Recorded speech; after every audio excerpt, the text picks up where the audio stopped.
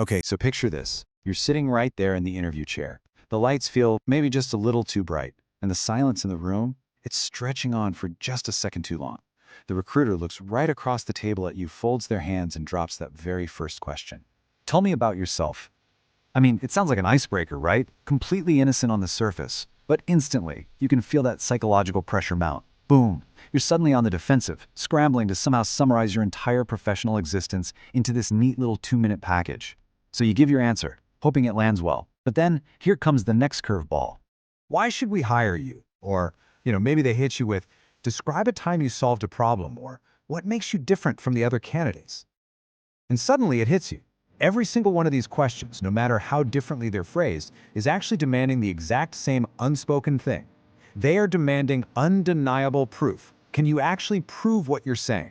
And honestly, this is exactly where the vast majority of candidates totally stumble. When put on the spot like that, people panic, right?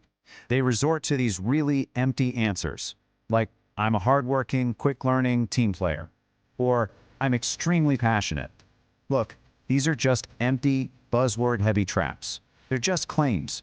And the absolute fatal flaw of relying on mere claims is that anyone, literally anyone, can make them up.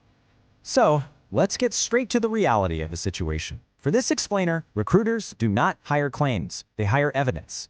In today's super competitive, often AI-powered hiring process, companies are actively filtering out the fluff. They aren't looking for impressive sounding words anymore.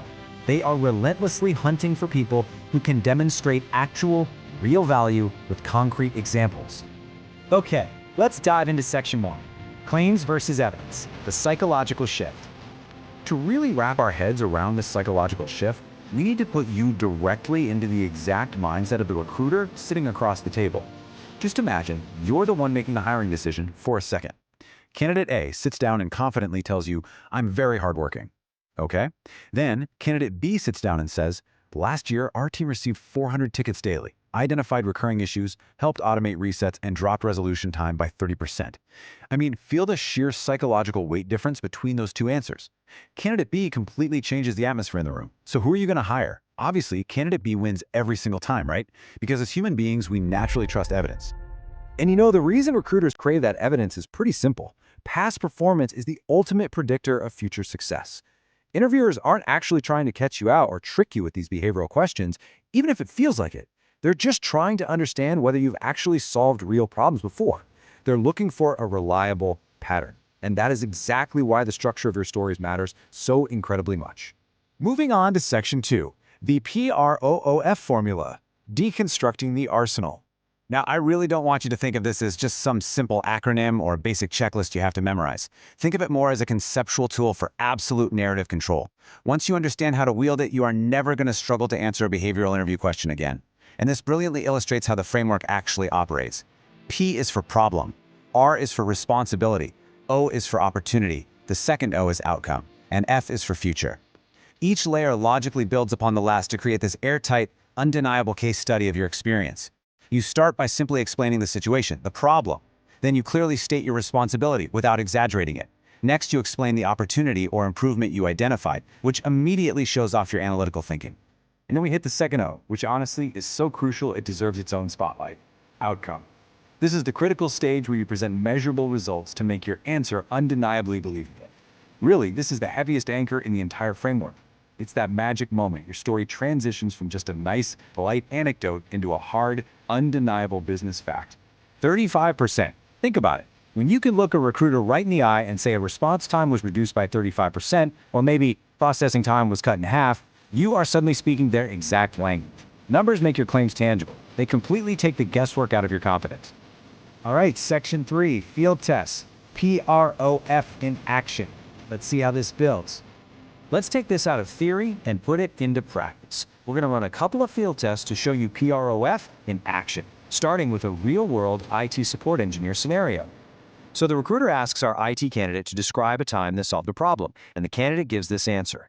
I fixed many computer issues. I mean, I want you to really think about how incredibly weak and vague that is. It's almost comical, but actually, scratch that, it's the exact natural instinct so many candidates default to. And it's an instinct you absolutely must overcome. Now let's run that exact same IT scenario through our formula. Problem? Our office frequently experienced printer and network failures. Responsibility? I was responsible for first-level troubleshooting. Opportunity? I realized many issues were caused by outdated printer drivers. Outcome? After standardizing drivers, support tickets related to printers dropped by nearly 40%. See what happened there? Narrating your transformation using P.R.O.O.F shifts the focus entirely to that specific massive reduction outcome. And that right there is what secures the job.